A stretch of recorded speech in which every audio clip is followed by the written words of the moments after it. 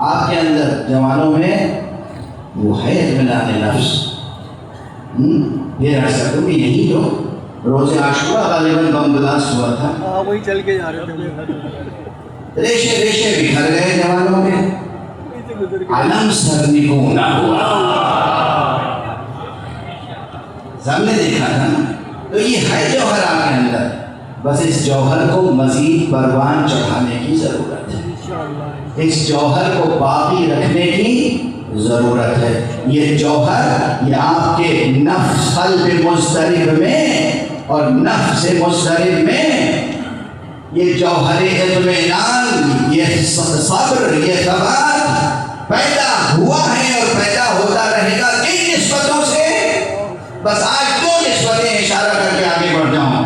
ایک عشق علی, ایک غم حسین. ہزاروں چیزیں ذکر کی جا سکتی ہیں, لیکن یہ دو چیزیں بہت بڑی ہیں. جوانان عزیز, جوانان عزیز, ایک عشق علی, حزن و غم حسین. یہ اگر ہے آپ کے اندر تو سمجھیے کہ وہ سفر آپ کا روح کا ایک مضطرب نفس مطمئنہ کے درجے تک پہنچنے کے لیے ان دو عناصر سے سب سے زیادہ مدد حاصل کر سکتا ہے. یہ کوئی جذباتی تقریر نہیں کر رہا ہوں, رسمی مذہبی تقریر نہیں کر رہا ہوں. آپ پوچھیں, اب یہ تظاہر ہوگا, دکھاوا ہوگا, کوئی پوچھے گا تو بتا دوں گا کہ ان نتائج تک پہنچنے کے لیے صرف میں نے اپنے ہم مذہب افراد کے جذبات کا مطالعہ نہیں کیا ہے. عزیز و جوانوں, سقراط سے اور ارسطو اور افلاطون سے لے کر اور آج تک جتنے بڑے فلسفیوں نے علم اخلاق میں اور علم النفس میں کتابیں لکھی ہیں, کوشش کی ہے کہ میں ان آنکھوں سے انہیں پڑھ سکوں. بہت پیچیدہ مسائل, بہت پیچیدہ اصطلاحیں, بہت پیچیدہ عبارتیں, مشکل عبارتیں, ثقیل عبارتیں, وہ سب سنا سکتا ہوں, دہرا سکتا ہوں, بیان کر سکتا ہوں. واقعی گنجائش نہیں ہے. منبر کا مقام تظاہر علم کے لیے تو ہے نہیں. یہ عرض کس لیے کر رہا ہوں کہ یہ کوئی نہ سمجھے کہ یہ ایک جذباتی تقریر ہے. جذباتی تقریر نہیں ہے, یہ ایک جذباتی دعوت ہے. نہیں, جذباتی دعوت نہیں ہے. حقیقت یہ ہے کہ اگر کسی بھی انسان کو, کسی بھی بشر کو اپنے قلب مضطرب کو قلب مطمئن بنانا ہے, نفس ضعیف کو نفس قوی بنانا ہے, تو اس کے لیے قوی ترین عناصر یہ دو ہیں عملی اعتبار سے, ایک عشق علی اور ایک غم حسین. اگر ان کے سہارے سے آپ نے نفس کی تربیت کی تو کہیں کبھی مایوسی نہیں ہوگی, کبھی کہیں سر جھکانے کی نوبت نہیں آئے گی. جو آپ کا سر جھکانا چاہے گا, ایک نہ ایک دن وہ اپنا سر آپ کے قدموں پر رکھتا ہوا علی سے نسبت اور حسین سے نسبت, غیر معمول کی نسبت. اب لفظ نفس پر بات تو گزر گیا. لفظ نفس کے تعلق سے جو ایک دنیا اور اس کا قرآن مجید میں لفظ روح بھی کئی مقام پہ آیا اور لفظ نفس بھی بہت سے مقامات پہ آیا, تقریباً 290 سے زائد مقامات پر, 290 سے کچھ زائد مقامات پر لفظ نفس آیا ہے. کہیں اضافہ کے ساتھ, کہیں جمع کی صورت میں, کہیں مفرد صورت میں, مگر یہ اتنی مرتبہ قرآن مجید میں آیا ہے. اور وہ سب آیتیں یہ فقیر پڑھ کے پھر کچھ عرض کر رہا ہے آپ کے سامنے, کیونکہ میرا مثال یہ ہے کہ اس کا اتنے مجموعہ پیش کروں. اب یہ لفظ نفس کہیں تو صرف ذات کے معنی میں آتا ہے. ذات جیسے آپ کہیں بے ذات ہی, ویسے کہیں بے نفس ہی, ٹھیک ہے. وہ صاحب بذات خود تشریف لائے. اسی کو آپ یوں بھی کہہ سکتے ہیں کہ وہ بنفس نفیس تشریف لائے.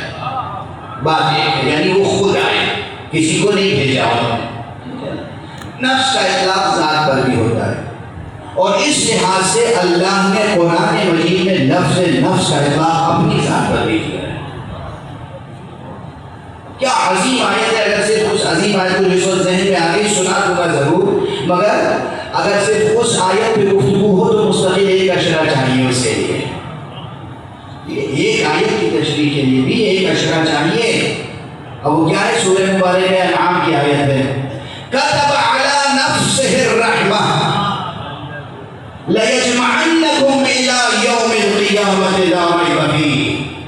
اس ذات بابرکت نے, اس اللہ نے اپنی ذات پر رحمت کو واجب قرار دے لیا ہے. کتب علی نفسہ الرحمہ, تو علی نفسہ ہی یہ نفس کا اطلاق کس پر کیا اس نے؟ اپنی ذات پر. اب کیا کروں؟ کہیں یہ لفظ نفس کا اطلاق اپنی ذات پر کیا, کہیں یہ لفظ نفس کا اطلاق محمد کی ذات پر کیا, اور کہیں یہ لفظ نفس کا اطلاق امیر المؤمنین علی ابن ابی طالب علیہ السلام کی ذات پر.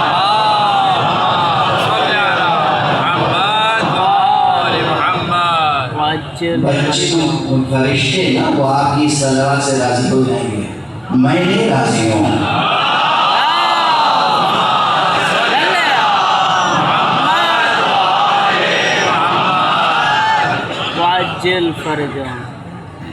اللہ نے اپنی ذات کے اوپر لفظ نفس کا اطلاق کیا. سن لی آیت آپ نے؟ رسول اللہ کے سلسلے میں اور مولا علی کے سلسلے میں ایک سے زائد مقامات پر وَأَنفُسَنَا وَأَنفُسَكُمْ کی آیت کسے یاد نہیں ہے؟ اس میں نفس کے لفظ کا اطلاق رسول پر بھی ہوا اور لفظ نفس کا اطلاق علی پر بھی ہوا, اور اسی آیت کی روشنی میں ہم علی کو نفس اللہ کہتے, نفس رسول کہتے ہیں, نفس رسول کہتے ہیں. مگر ہاں اب زبان سے ترکیب ادا ہو گئی تھی نا, زبان پر آئی جو بات وہ بے سبب نہیں آئی. علی نفس رسول بھی ہیں اور علی ہی کا لقب نفس اللہ بھی ہے.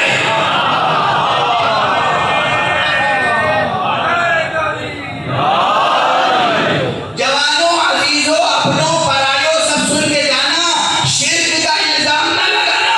پہلے سن لو, اگر تمہارا مکان ہو وہ مکان تم بیچ دو, تو اب دوسرے دن جب سے بیچا اب یہ مکان اسی کا کہلائے گا نا. مکان آپ نے بیچ دیا. میر محمد علی صاحب کا مکان تھا, میر محمد علی صاحب نے مکان بیچ دیا کسی میر محمود خان صاحب کے نام. اب دوسرے دن سے میر محمود خان صاحب کا مکان ہو گیا نا. اب میر محمد علی کا مکان کہلائے گا ہی نہیں. اس نام کے کوئی صاحب ہو تو مجھے معاف کر دیں گے, یہ نہ کہیں گے کہ مجھے خبر نہیں میرا مکان مولانا نے ممبر پہ بھیج دیا. عقد فضولی کی بحث چھڑ جائے گی. فقہ میں عقد فضولی کی بحث ہے, یہ چیز ان کی, انہیں خبر نہیں, میں نے بھیج دی, اب اس کا کیا ہوگا. یہاں جو وکلا ہوں گے وہ ان مسائل سے نپٹتے ہوں گے کورٹ میں, کچہریوں میں, بلکہ آج تو وکلا وکیل الوکلا, رئیس الوکلا, ماشاء اللہ. سپریم کورٹ کے جسٹس صاحب تشریف فرمائے, آپ کے سابق چیف منسٹر صاحب تشریف فرمائے, اور اس وقت اس عہدے پر ماشاء اللہ فائز ہیں. وہ بہت ذمہ دارانہ اور بہت عظیم المرتبہ جناب مقبول باقر صاحب تشریف فرمائے. تو یہ جانتے ہوں گے مکان کسی کا اسے خبر بھی نہیں, بک گیا. یہ بحث ہمارے یہاں فقہ میں بیع فضولی کے نام سے بڑی بڑی وریث بحث ہوتی ہے. اگر ایسا ہو جائے تو کیسے معاملات حل ہوں گے, معاملات کو حل کرنے کی کتنی صورتیں ہیں, ٹھیک ہے نا. بڑی ضخیم کتابیں ہیں اور بہت مہینوں تک یہ بحثیں چلتی ہیں, اور ظاہر علمی علوم نجر میں فقہ کے درس میں. بہرحال یہ تو ایسے ہی میں نے کہہ دیا. لیکن اگر واقعی بک گیا ہے مکان یا کوئی بھی چیز تو جس کو بیچا اب اسی کی کہلائے گی نا. علی کے پاس بھی نفس تھا. ارے کیا بات ہے. کس معنی میں نفس اللہ یہ بھی سمجھیے گا. علی کے پاس نفس تھا مگر قرآن مجید میں آیت موجود ہے وَمِنَ النَّاسِ مَن يَشْرِي نَفْسَهُ ابْتِغَاءَ مَرْضَاتِ اللَّهِ. ارے ایسے بھی کوئی شخصیت ہوتی ہے جو اللہ کی مرضیاں خرید لے اور اپنا نفس بیچ لے. اب مرضی خدا کی ڈھونڈنی ہو تو علی کے پاس جاؤ, علی کو تلاش کرنا ہو تو خدا کے پاس جاؤ.